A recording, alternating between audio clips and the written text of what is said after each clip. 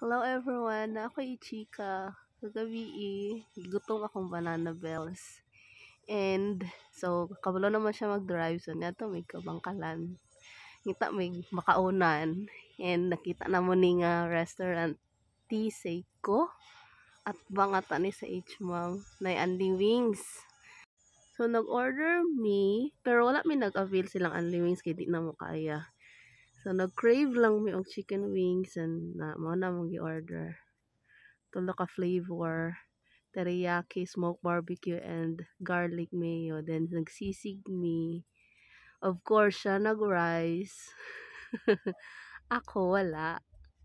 Dayon na, nag-time-lapse me. Nag-date-date lugar me. Ana lang good, panalagsa ba. Then, pak! The half shoulder na noon. Kanang one shoulder, kababa ang one shoulder.